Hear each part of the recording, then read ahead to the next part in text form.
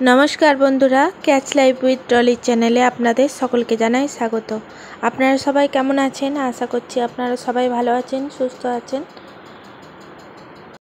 आज के आमी बानाबो गलदा चिंगड़िर एकटी रेसिपि, खूबई सहज पद्धतिते ताड़ाताड़ी। तो এই যে মাছটা এনেছে, মাছটা আমরা বের করে নিচ্ছি, করে এটাকে ভালো করে পরিষ্কার করে নেব। এই যে কত বড় মাছটা, তো একটা মাছেই রান্না হয়ে যাবে। আর পাগুলো কত বড় বড়।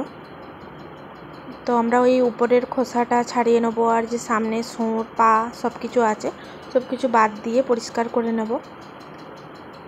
তারপরে এটাকে পিস পিস করে কেটেও নেব, কারণ খুব বড় এটা গোটা রান্না করা যাবে না, তো একটু পিস করে নেব।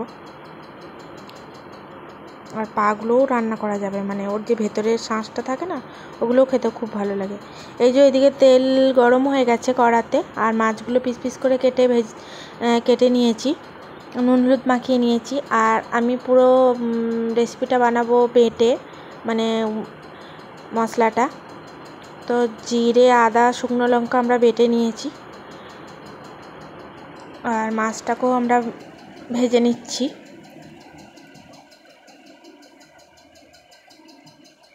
মশলা সেরকম খুব একটা লাগবে না।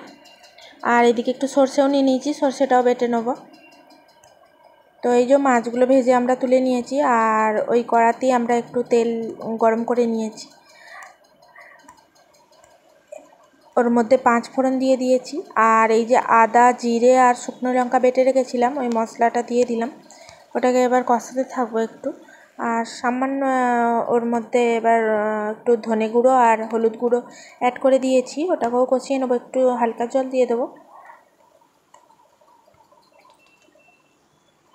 তো এই যে একটুখানি জল অ্যাড করে দিয়েছি, এটাকে ভালো করে কষাতে থাকবো। এর মধ্যে নুন আর চিনি একটু অ্যাড করব, পরিমাণ মতো দিয়ে দেবো নুন চিনিটা। তারপরে এটাকে একটু কষাবো।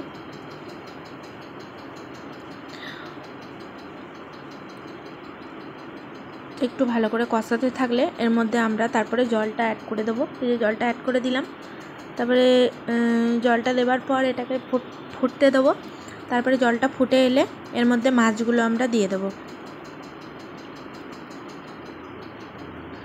আর এই যে এখানে দিয়ে দিলাম কয়েকটা চেরা কাঁচা লঙ্কা উপর থেকে।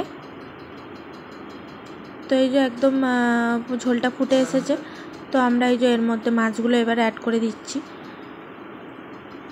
তো মাছগুলো দিয়ে এবার একটু ভালো করে নাড়াচাড়া করে আবার একটু ফুটিয়ে নিলেই একদম রেডি হয়ে যাবে চিংড়ি, মানে গলদা চিংড়ির রেসিপিটা।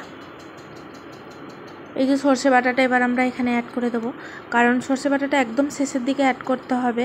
সর্ষে বাটাটা আগে থেকে অ্যাড করলে তেতো হয়ে যেতে পারে, তো সেই জন্য একদম শেষের দিকে সর্ষে বাটাটা অ্যাড করতে হবে।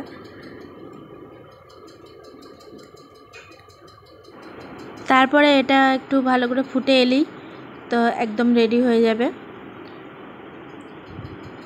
আর উপর থেকে একটু সর্ষের তেল দিয়ে দেবো, তো এতে আরও খেতে খুব টেস্টি হবে, ভালো হবে। আর গরম গরম ভাতের সঙ্গে একদম এই গলদা চিংড়ির রেসিপিটা খুবই ভালো লাগবে। তো এই রেসিপিটা আপনাদেরকে কেমন লাগলো অবশ্যই কমেন্ট করে জানাবেন, আর লাইক করে সাবস্ক্রাইব করে পাশে থাকবেন। ধন্যবাদ।